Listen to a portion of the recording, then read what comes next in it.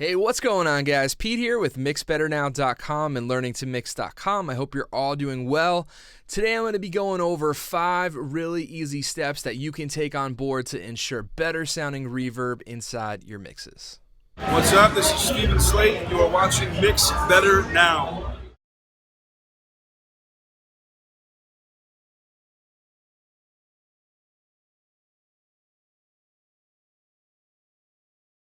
All right, guys, so I have a half mix session here going on inside of Studio One. We're going to be focusing on vocals, all right? That's kind of what I started mixing here, and I feel like it's just easy to hear what reverb sounds like on a vocal. So all the things I'm going to talk about are in relation to vocals, but they are applicable to any instrument in your mix. So this is a stripped down acoustic song with a live string section. I'm going to hit play just so you could hear what we got going on. It's Saturday night and her friends are all out in the street. The temperature rises 40 degrees. She unzips her coat, turns on her heels, smiles to herself and rolls up her sleeves. And now she knows, off she goes. Now that the January sun is called a day, Victoria packs her bags and throws them all away. Now that the January sun's gone away.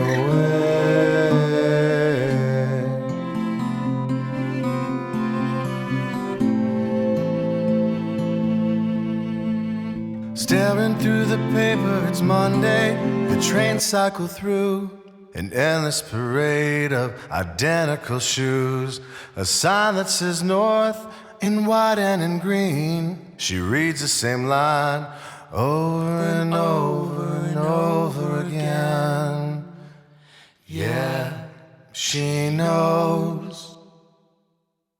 All right, so what you're hearing there is I have a chamber reverb on all of the vocals. Now, the first sort of step that I want to go over here, this might seem like an overtly obvious one or something that a lot of you know, but please, guys, make sure that when you have a reverb set up on a send and return, make sure that that plugin is set to 100% wet. We'll go ahead and open the reverb that I'm using here, and the important thing is not what reverb I'm using or what plugin I'm using, but most reverbs will have a dry wet knob that you can see right here. I just so happen to be using the H-verb from Waves, but listen, some very commonly used and popular effect plugins actually don't default to wet. One that I know off the top of my head, I think Echo Boy, which I love and use all the time from Soundtoys, I believe that defaults to 50% wet. So if you went and opened it up and you kind of weren't paying attention or you were working quickly or something like that, let's see, just see if I'm right here. Yeah, so the default setting on Echo Boy is 50%, right? Here's your mix knob, dry wet, and it's straight up the middle at 50. So, if you're not paying attention and you don't come and turn this all the way up to 100% wet, then you're not going to be getting the maximum benefit out of your effects. Now, of course, if you're using a reverb as an insert on your channel, then yeah, 50% might be what you want, and you're definitely going to have to use this. But like I said, when we're setting it up on a send and return, as I am here, gotta make sure it's wet, guys.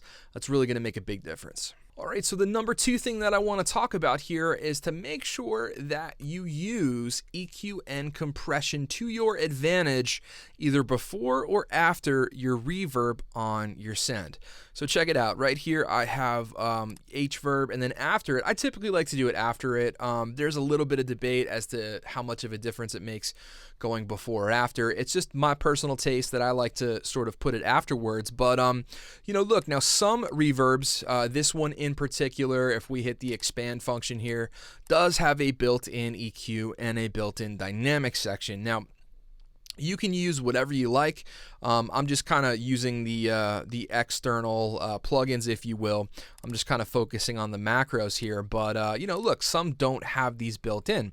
And if they don't, that's no problem. So if we kind of take a peek afterwards here, I'm just kind of have the stock Studio One EQ and compressor open. But so what I like to do is I like to set up the verb that I'm going to use, and I'm going to listen to it, okay? And it's not like I'm just going to automatically EQ and compress something without listening to it first. There's a reason that we do that. Let's go ahead and just solo up the vocal here. Take a quick listen. It's Saturday night and friends are all out in the street. The temperature rises 40 degrees. She unzips her coat, turns on her heels. So if I bypass this, I think you're going to be able to hear a couple things. I think you're going to be able to hear a little bit of mud come in on the bottom, or a little bit of darkness, if you will. And then up top, it's going to get a bit brighter and a little bit crispier. It's Saturday night and friends are all out in the street. The temperature rises 40 degrees. It's Saturday night and friends are all out in the street. You can really hear what it does with sibilant consonants like S's and T's and stuff like that. But the reason I like to use filtering in particular is because we can really smooth out that top end, and then we can cut away some of that mud on the bottom. So the way I have it set up right here, we've got the low cut and the high cut, or the high pass and the low pass. I know it's opposite and backwards with the high and the low, but you guys know what I'm talking about, I'm sure. And I just have it set up to 12 dB per octave on each, and I just like to roll a little bit off until it sounds pleasing to me and it fits what I'm going for in the session. So up top here, I am cutting to around 7.6K, and just listen as I start to play around with these filters. You're going to hear the more I sweep off the top, it's going to get darker, and then inversely on the bottom, the more we roll off, it's going to get brighter. It's Saturday night and friends are all out in the street. The temperature rises 40 degrees. She unzips her coat, turns on her heels, smiles to herself, and rolls up her sleeves. And now she knows, off she goes. So not only is filtering very helpful on a reverb, but for example, you might have a resonant frequency coming through, and you might want to cut something out. So you can bring in other aspects, like right here. Take a listen to when I cut something like this. It's Saturday night and friends are all out in the street. The temperature rises 40 degrees. She unzips her coat, turns on her heels, smiles to herself, and rolls up her sleeve. Makes a really big difference to the tonality of that reverb tail. Now let's boost it a little bit. Take a listen. It's Saturday night and friends are all out in the street. The temperature rises 40 degrees. She unzips her coat, turns on her heels, smiles to herself. Now look, I'm exaggerating this. I'm not insinuating that this would be what you would want to do, but my point is this. Just know that you can EQ your reverb to maximum effect to do certain things like smoothing out the top end, of a bright sounding, maybe you have like a tiled room reverb that you have up, okay, or like a concrete chamber or something like that. And on the flip side, if you have a little bit of mud on the bottom, you can take care of all that with EQing your reverb. The other thing I like to implement sometimes is the use of a compressor. Now, the concept of using a compressor on a send and return like this, be it before or after the EQ. Again, this is total preference. I don't think there is a right and a wrong answer. But what happens is, as you push signal into this, so you're sending from this channel here, right? So we have our vocal right here. We're sending via this chamber over here, okay? And then this is sort of dictating where it returns to. But what sort of happens is once it passes the threshold that you set, it's going to clamp down on that, and it's going to sort of mitigate some of that reverb sound. So if you get a louder transient, you're not really going to hear that bloom and the blossom of the reverb quite as much. Now, again, this is a sort of a mix by mix, a case by case thing that you're going to go through. It really just depends on what your session calls for. But we're just doing a little tiny bit of compression. So in some of the louder words, it's going to push down the reverb so that the reverb doesn't in fact get louder, that it gets a little bit quieter. It's Saturday night and friends are all out in the street. The temperature rises 40 degrees. She unzips her coat, turns on her heels, smiles to herself, and rolls up her sleeves. And now she knows, off she goes. So we were doing about anywhere from 0 to 2.5 dB of compression there. Again, if you have a little bit of a section that you want to mute out some of that verb or tame it, compression and EQ are really nice ways of achieving that. All right, guys, so step number 3 to better reverb would be to pay attention to how you route the return of your reverbs. So what I mean by this is you can see I have a plate, a hall, a chamber, and a delay all set up over here. Now they're all not being used at the moment, okay? I just have a hall and a chamber set up. Only have the chamber on these vocals. Now I currently have these set up to go to the mix bus, as you can see here. But here's what I typically like to do. So I have all these vocals coming here to this vocal bus, okay? Matter of fact, I'm sorry, it's coming to this vocal level right here. So here's what I like to do. I like to take these and send them to this vocal level. So all the same place that I'm going to send the vocals to, I will send the vocal reverb there as well. And I'll show you why. So let's go ahead and send these over to the vocal level. Now here's the reason that I do this. Because typically, you know, once I start mixing, maybe halfway through, 3/4 of the way through my mix, I will start to automate things. And I typically like to send a group of tracks to one fader. Now check it out. I'm going to start moving this fader around as you, I don't know, maybe we'll go from the second verse or something like that, just to kind of keep it fresh. But what happens is if we send our reverbs to the same bus that we're sending our vocals to, or, you know, if it was guitars, maybe you have a spring reverb set up and you're sending a group of guitars there, I would send the guitars to a guitar bus, and I would send that spring reverb to the guitar bus as well. The reason being is when we automate that one fader, we're not going to have any of the effect wash in the background. Check it out. Staring through the paper, it's Monday. The trains cycle through an endless parade of identical shoes. A sign that says north in white and in green. She reads the same line over and over and over again. Yeah, she knows.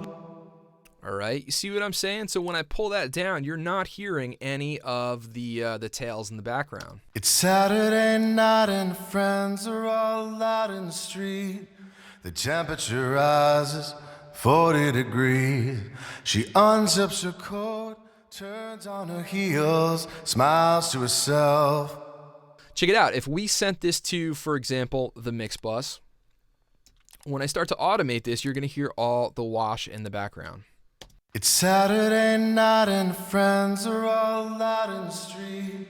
The temperature rises 40 degrees. She unzips her coat, turns on her heels, smiles to herself, and rolls up her sleeves. And now she knows, off she goes. So really, guys, the main reason I like to do this is because I want the exact same balance of dry to wet signal when I'm automating that. So the way that I sort of maneuver and get around it is by sending my reverb returns to the same place, you know, in this case, the vocals. So that way, when it's automation time, everything is nice, smooth, and congruent. All right, so the fourth thing that I like to do for better sounding reverbs pertains to our reverb time, our decay time, the reverb tail, whatever you want to call it, all the same thing, right?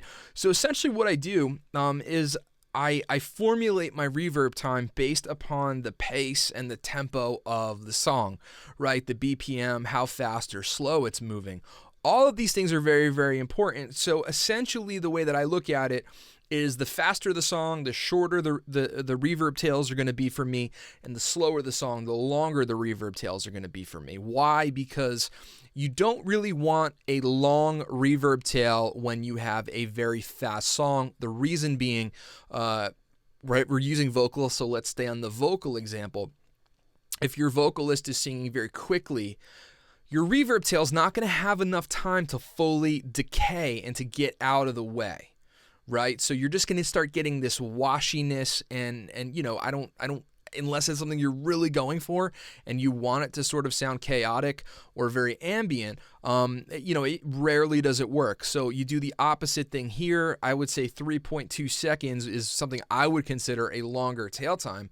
But the reason I can get away with it is because we sort of have these gaps in between some of these vocals, and it allows the reverb tail to sort of decay appropriately and to sort of do its thing. Check it out. I'll play with the reverb time a little bit. You'll be able to hear what I'm saying.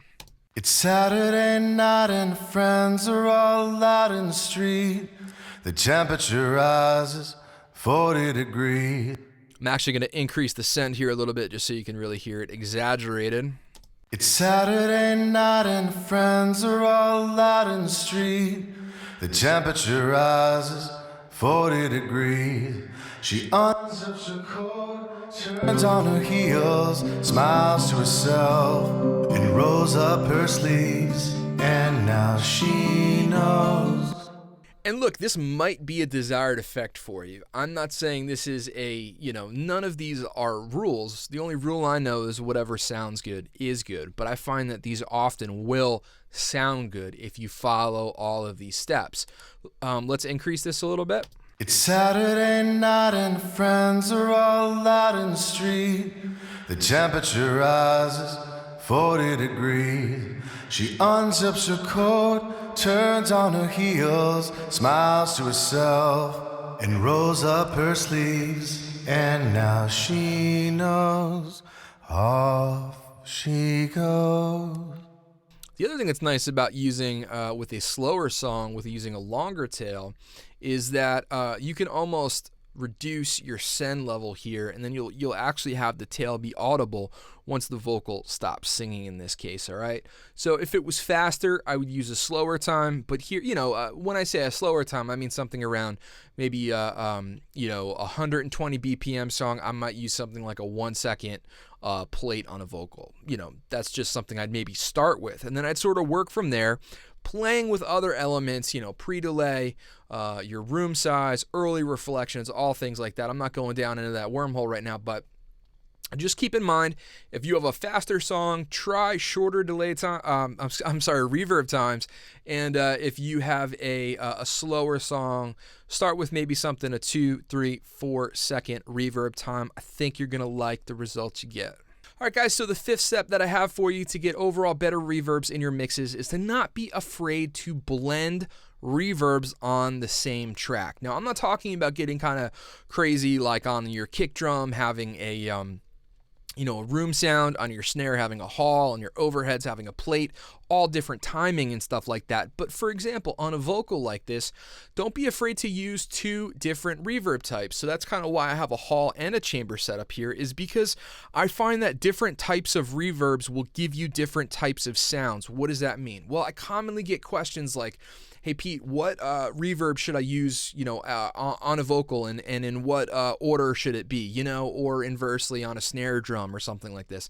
I keep using the vocal here because we're talking about vocals. This is applicable to anything, but for example, I have a chamber here right now, okay? So all reverb is going to give us a sense of depth, right? It doesn't matter if it's a plate, a hall, a room, a chamber, ambience, you have a big cathedral verb, whatever. It's all going to push stuff back, and it's going to give us a sense of depth. But I find that certain things do other things well. A hall will often give us an added sense of height because it's sort of emulating a natural concert hall, which has maybe very high ceilings or something like that.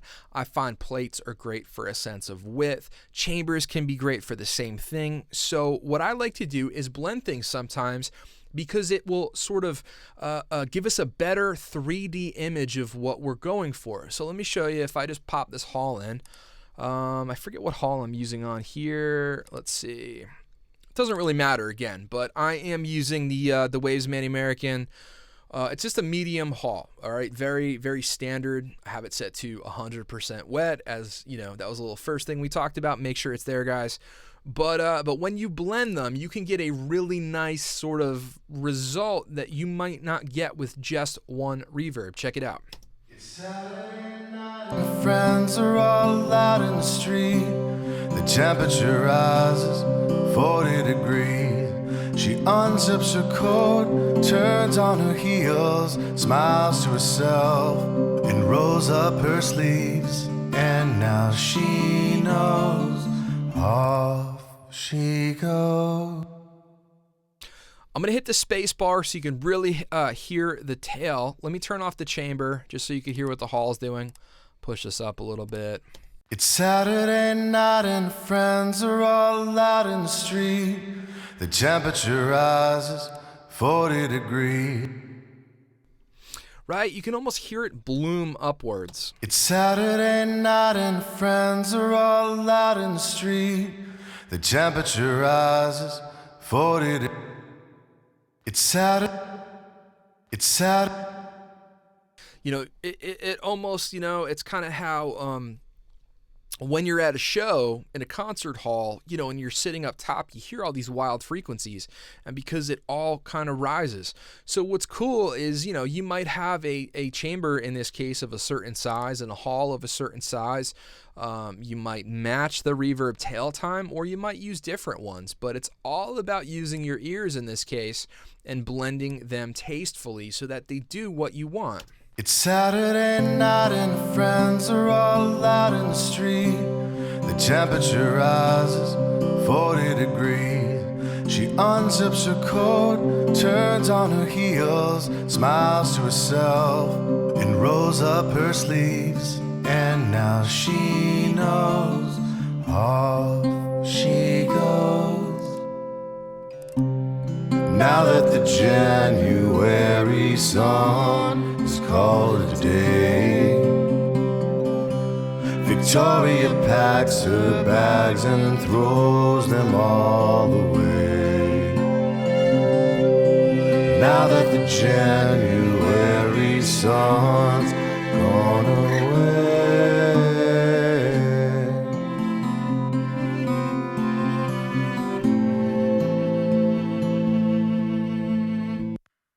All right, guys, so there you have it. Those are 5 really easy steps that you can take on board that I think will really, really elevate the sound of your reverbs in your mixes. As always, guys, I just want to say thank you so much for watching. Thank you for your time. I appreciate it. If you guys actually dig this song and you want to mix this, you can head on over right now to learningtomix.com. Sign up, check out our 14-day free trial. It is a whole bunch of fun, and you're going to get a ton of stuff that you can download. Even if you don't stick around and join, you're still going to be able to keep all the stuff. It is an absolute blast. You will get this session, these multi-tracks, as well as getting to see me and David Vignola from Home Recording Made Easy mix the song from start to finish every single month. Thanks again for watching, guys. I appreciate it. I hope you all have an awesome day, and I will catch you next time. What's up? This is Stephen Slate, and you are watching Mix Better Now.